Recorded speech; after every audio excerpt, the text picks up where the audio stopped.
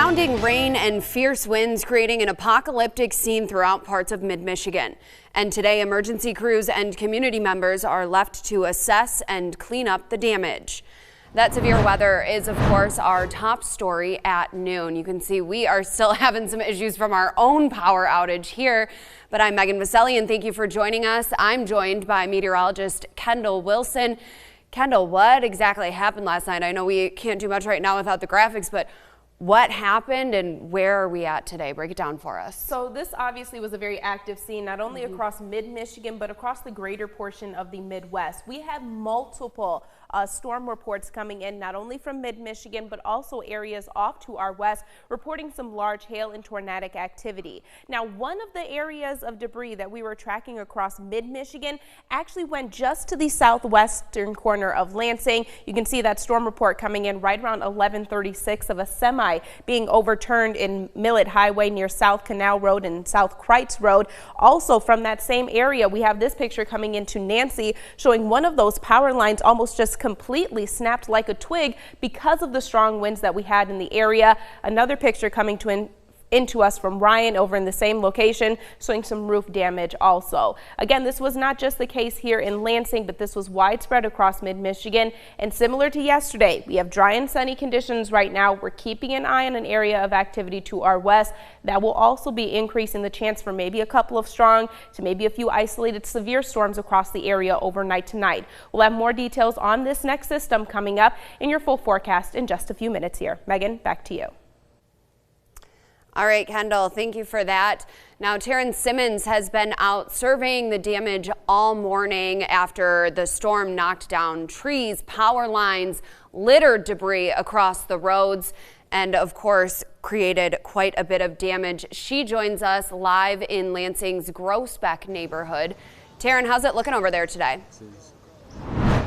Yeah, Megan, as you can see right behind me, this tree has completely fallen into this person's backyard. There's scattered debris everywhere and even loose power lines. The person living in this home also told me that trees from their neighbor's yard have fallen into their neighborhood yard as well, completely breaking their fence. And they also told me that no one was injured during the storm last night. People in this neighborhood also told me they're working hard to clear up the storm damage. A neighbor told me that last night was something he's never experienced before. I was up in my room and I thought it was just going to be like a normal thunderstorm. And then we seen that winds were whipping. My mom woke up, told me to go down to the basement. And then when we were coming down through that window, we seen the tree topple over. And when we were in the basement, I tried to tell my mom, she didn't believe me. Our tree got completely ripped down. This tree, pieces fell off. The front's bad too. The fence over there is blown out.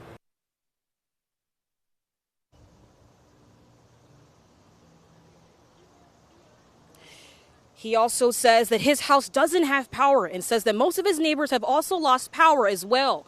And just a reminder for folks, if you see any loose power lines on the streets or on the roads, please make sure to steer clear from them. And if you do see them, please contact BWL for assistance. Here for you live in Lansing, Taryn Simmons, 6 News. Taryn, thank you for that live report. Of course, the storms knocked out power for a lot of customers, more than 200,000 throughout the state.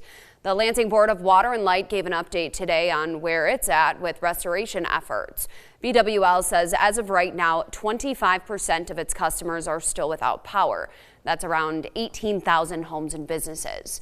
Now they hope to restore 10,000 more today, but they're asking people to be patient because if there is more active weather tonight, crews will have to pause their work. The utility's general manager says last night's storm is about as bad as it gets. With that, all hands are on deck and 20 additional crews have been brought in from out of state to help out. Right now, they're prioritizing circuits that will bring back power to the maximum amount of customers. And there are still a lot of traffic lights out throughout the area. So as a reminder, treat these as 4-way stops. BWL also shared the proper ways to run your generator.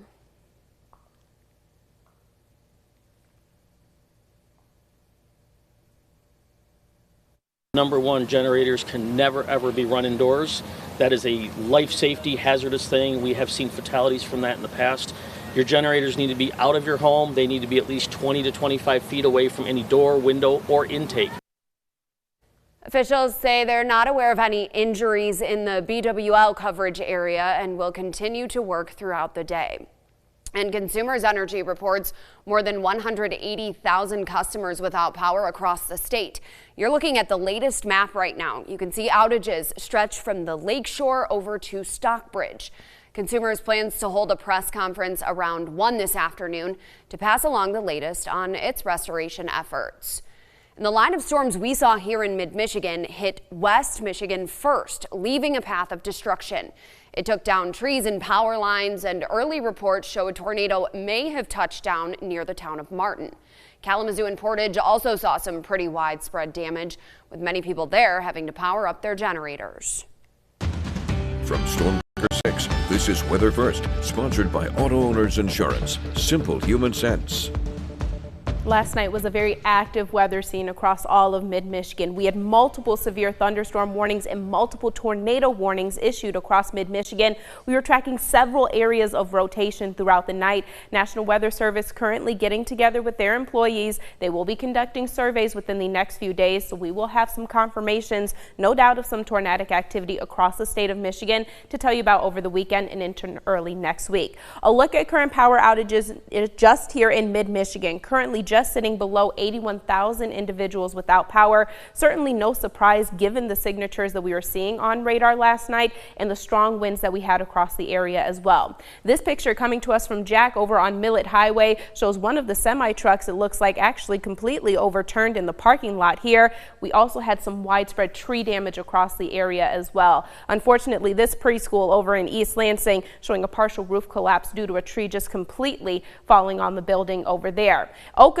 not spared from severe weather either. You can see some tree damage in the background of this picture coming to us from Chuck, and then also some power lines down in the background as well. Downtown Lansing also had a couple of trees being completely uprooted last night.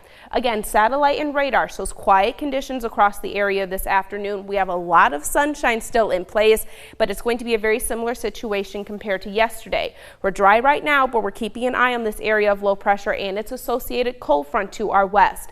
As that system tracks east, it's going to start to gain in strength just slightly, giving us another chance for a few strong to maybe even a few severe storms across the area overnight tonight. That line of activity expected to roll in just shortly before midnight. Notice at that point in time, these storms really going to be fairly scattered in nature, which means it's not going to be a line of showers and thunderstorms and not nearly as powerful as what we were seeing last night. A few of those sprinkles could linger over into early Saturday morning. However, I do think most of our Saturday going to be completely dry, but because of that cold front moving through, temperatures are going to be feeling a lot cooler, down into the mid to low 60s. A very similar situation just in time for our Sunday. Overall, partly cloudy to mostly cloudy conditions in the forecast by then, but still going to be completely dry at that time. Again, still tracking the chance for a couple of strong to severe storms across mid-Michigan. The best potential for severe weather today really going to be off to our south and southwest into southern sections of Indiana, Illinois, and portions of Kentucky. Here in mid-Michigan, Storm Prediction Center currently has us in this green shade. That's a level 1 out of 5 marginal risk for strong to severe storms. As of right now, my main concern, not tornadoes, activity. In fact, it looks like the threat is relatively low across our area. However, a few of our models still saying we cannot completely rule it out at this point in time, especially still given the amount of damage that we have across the area this afternoon. The biggest chance that we have with those strong to severe storms is going to be the potential to produce some large hail around the size of a quarter, and then also some gusty winds at or above 50 miles per hour. Again, outside right now, you'd be very hard pressed to come by any significant source of cloud cover in mid-Michigan. Temperatures generally sitting in the upper 70s to low 80s. We're at 77 degrees in Lansing, 78 your current temperature in Mason, down to up to 79 degrees as we head further south into places like Hillsdale as well as over in Adrian. Dew point temperatures, of course, going to be a lot more comfortable, and since they are lower, that's just another hint that the showers and thunderstorms we're expecting tonight not going to be nearly as strong as what we just experienced. 6-day forecast going to show our high temperatures today, yet again going to be topping out in the low 80s. The chance for some showers and thunderstorms overnight tonight. A few sprinkles lingering into at least the start of our Saturday. High temperatures Saturday, Sunday, and Monday going to be a lot cooler, topping out in the mid to low 60s. I brought us down into the upper 50s next week on Tuesday and Wednesday. Another round of some precipitation going to be possible both of those days. Yeah, this has been intense. I've lived here for this is the worst I've seen it. Yeah, last night it was very interesting. I mean, we had several areas of rotation that David and I were kind of bouncing back in between. So it will be interesting to see what the Weather Service finds. Absolutely. When I woke up, I immediately turned on the 11 o'clock and was paying attention to you guys. And then I heard the sirens, and it's just the drive to work was scary. Yeah, so we need to also make sure that we're weather aware tonight as well. Yes. All right, Kendall, thank you so much.